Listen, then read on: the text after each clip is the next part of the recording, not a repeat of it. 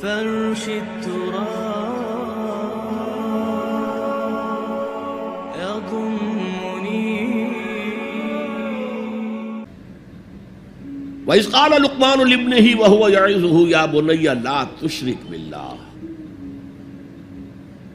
ذرا یاد کرو جب کہ کہا تھا لقمان نے اپنے بیٹے سے، اور وہ اسے واعظ کہہ رہے تھے، نصیحت کر رہے تھے. عام طور پر یہی خیال ہے کہ یہ انتقال کے وقت کی نصیحت اور وصیت تھی. اب ظاہر بات ہے کہ انسان اپنے انتقال کے وقت اپنے بیٹے کو وہی باتیں بتائے گا جو اہم ترین ہے اس کے نزدیک، اس کی زندگی کا حاصل ہے. دولت مند شخص اپنے دولت کا حساب بتائے گا، کہاں کہاں کس کس شکل میں ہے.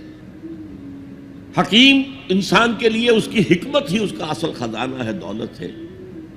تو اس حکمت کا خلاصہ اور لب لباب ہے جو حضرت لقمان منتقل کر رہے ہیں اپنے بیٹے کو. اسی کو اقبال نے کہا تھا کہ یہی ہے متاع فقیر،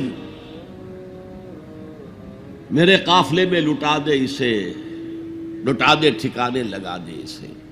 میرے پاس جو حکمت ہے، جو بھی میں نے قرآن سے اخذ کی ہے حکمت، یہی کچھ ہے. ساقی متاع فقیر، اس اے ساقی متاع فقیر یہی کچھ ہے. میرے قافلے میں لٹا دے اسے، لٹا دے ٹھکانے لگا دے اسے. اب حضرت لقمان کیا کہہ رہے ہیں؟ پہلی وصیت، پہلی نصیحت، اللہ کے ساتھ شرک نہ کرنا. یہ بھی عقل کا تقاضا ہے. یہ پورا نظام کائنات کا اتنا مرکزیت لیے ہوئے ہے، اس کے اجزاء آپس میں اس طرح مربوط ہیں کہ یہاں کنٹرول کسی ایک ہی ہستی کا چل سکتا ہے، دو کا نہیں. دو کا ہوگا لفسدتا، اللہ کے سوا بھی کوئی الہ ہوتا تو کائنات میں فساد ہو جاتا. ایک کی مرضی یہ ہے، دوسرے کی یہ ہے. قرآن میں یہ بھی آیا ہے کہ پھر ہر جو الہ، ہر خالق اپنی شے لے کے علیحدہ ہو جائے گا. ایک ہستی ہے جو اس کائنات کو کنٹرول کر رہی ہے، ایک ذہن ہے جو اس کائنات میں کار فرما ہے، ایک حکمت ہے جو اس پوری کریشن کی پشت پر ہے. ایک قل هو اللہ احد. اب اس کے بعد پھر حضرت لقمان کی نصیحت. یا بنی انہا ان تک مثقال حبۃ من خردل. اے میرے بچے، انہا اس میں عمل کا معاملہ ہے. عمل سیئہ ہو یا حسنہ ہو، ہا کی ضمیر مؤنث آئی ہے. انہا نیکی ہو یا بدی ہو. انہا ان تکو مثقال حبۃ من خردل، اگر وہ رائی کے دانے کے ہم وزن بھی ہو، پھر وہ نیکی یا بدی. فتکن فی صخرۃ، کسی چٹان کے پیٹ میں گھس کر کیا گیا ہو. او فی السماوات، یا فضاؤں میں کیا گیا ہو، خلاؤں میں کیا گیا ہو. او فی الارض، یا زمین کے پیٹ میں کیا گیا ہو. یات بہ اللہ، اللہ اسے لے آئے گا. کائے کے لیے لے آئے گا؟ جزا و سزا کے لیے لے آئے گا. انسانی اعمال میرے بیٹے یہ جان لو ضائع ہونے والی چیزیں نہیں ہیں. ان کے بدلے نکلیں گے، ان کے نتائج نکلیں گے، ان کے بدلے مل کر رہیں گے. چھوٹی سی چھوٹی چیز بھی، رائی کے دانے کے ہم وزن بھی ہو. مثقال ثقل سے بنا ہے، ثقل کہتے ہیں بوجھ کو. تو اگر وہ رائی کے دانے کے ہم وزن بھی ہوگا تو کہیں نہیں چھپے گا. اسی لیے آیا تھا فَمَنْ يَعْمَلْ مِثْقَالَ ذَرَّةٍ خَيْرًا يَرَهُ وَمَنْ يَعْمَلْ مِثْقَالَ ذَرَّةٍ شَرًّا يَرَهُ. کسی نے اگر ذرے کے ہم وزن نیکی کی ہوگی وہ بھی اپنے سامنے پائے گا، اور ذرے کے ہم وزن کوئی بدی کی ہوگی وہ بھی سامنے پائے گا. ان اللہ لطیف خبیر، یقیناً اللہ تعالی لطیف ہے، باریک بین ہے، اور خبیر ہے، باخبر ہے، ہر شے سے باخبر ہے. لا یخفی علیہ شیء فی الارض ولا فی السماء، کوئی شے اس پر مخفی نہیں ہے، نہ زمین کی نہ آسمانوں کی.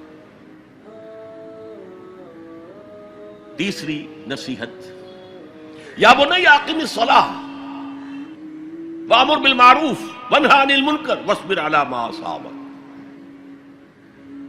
اے میرے بچے، نماز قائم رکھ، اب نماز سے مراد کون سی نماز ہے؟ آپ اس سے اپنی نماز نہ سمجھیے. ہم سے پہلے بنی اسرائیل کے اندر کچھ اور نماز کی شکل تھی،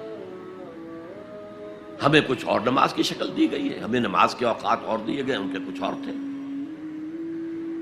لیکن کیا شے مشترک؟ اللہ کے ساتھ ایک لا لگانے کی شکل، اللہ کے ساتھ تجدید عہد کرتے رہنا، اللہ تعالی کے ساتھ ایک تعلق قلبی اور ایک ربط ذہنی برقرار رکھنے کا کوئی نظام ہونا چاہیے. وہ ستون مانو اسے، الصلاۃ عماد الدین. تو نماز قائم رکھ، میں نے ترجمہ رکھ کیا ہے، کر نہیں. ظاہر بات ہے کہ لقمان بھی نماز پڑھتے ہوں گے، جو بھی نماز تھی ان کی، اور یقیناً ان کا بیٹا بھی پڑھتا ہوگا. اس لیے یہاں نماز قائم کر کی بجائے بہتر ترجمہ ہے نماز قائم رکھ. وامر بالمعروف ونہی عن المنکر. اب پھر فطرت کا معاملہ آ گیا. فطرت انسانی واقف ہے کہ یہ شر ہے، یہ خیر ہے، جسے میں نے اس سے پہلے کہا ہے کئی مرتبہ، بیسک ہیومن موریلٹی، جو پوری انسانیت کی میراث ہے، ہر مذہب میں وہی ہے. اسی کی بنیاد پر کچھ لوگ ڈیولپ کرتے ہیں فلسفہ وحدت ادیان، لیکن وہ بات درست نہیں ہے. البتہ یہ کہ جہاں تک بنیادی اخلاقی تعلیمات ہیں وہ مشترک ہیں، وہ انسانوں کی مشترک میراث ہے. جھوٹ مت بولو، سچ بولو، وعدہ خلافی نہ کرو، وعدہ پورا کرو. راہ میں کوئی بھٹک رہا ہو تو راستہ دکھاؤ، کوئی اندھا ہے تو انگلی پکڑ کر اسے سڑک پار کرا دو. یہ فطرت انسانی ہے. اس پہلو سے معروف کا لفظ آیا، نیکی کا لفظ ہی نہیں آیا یہاں. جانی پہچانی شے. اذا ساعت کا سیئتک وحرت کا حسنتک فانت مومن. اگر تمہیں کوئی نیکی کا کام کر کے مسرت حاصل ہو، دل میں انشراح ہو جائے اللہ نے مجھے توفیق دی، اور کوئی برا کام کر کے برا لگے یہ میں نے کیا کر دیا، نہیں کرنا چاہیے تھا، تو تم مومن ہو. تو معروف شے ہے، جانی پہچانی چیز ہے نیکی، اور منکر ہے، فطرت انسانی ابا کرتی ہے برائی سے.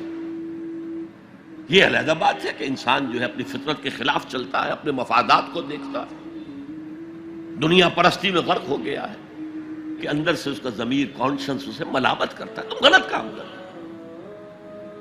پھر آیا بر میں ہم دیکھ سکے وہ اپنے آپ کو سیٹسفائی کرنے کے لیے کہتا ہے میں فلاں فلاں نیکی کا کام بھی تو کر رہا ہوں، تو اتنا مضطرب کیوں ہے؟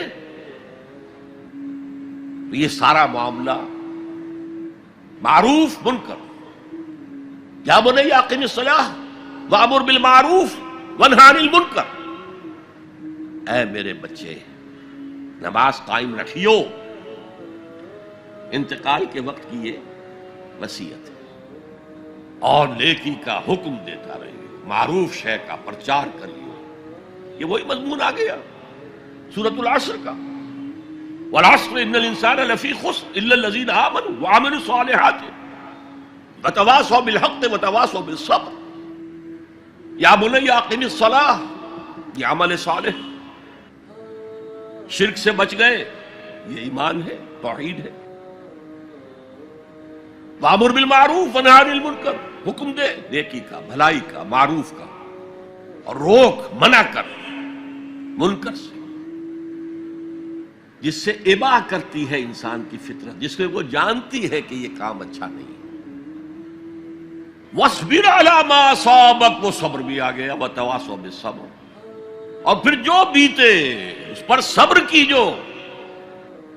اس لیے کہ امر بالمعروف اور نہی عن المنکر بڑا کڑوا فعل ہے. یہ خاص طور پر نہی عن المنکر کسی کو اچھا نہیں لگتا، ریزنٹمنٹ ہوتی ہے.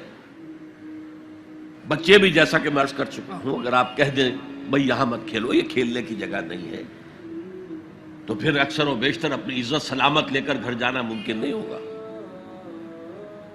اور جو سب سے بڑا حق ہے، یہ زمین، یہ کائنات اللہ کی ہے، وہ اس کا حاکم ہے، اس کی حاکمیت قائم کرو. تو جو خدا بنے بیٹھے ہوں اپنی حاکمیت کا سکہ چلا رہے ہیں، وہ برداشت کریں گے؟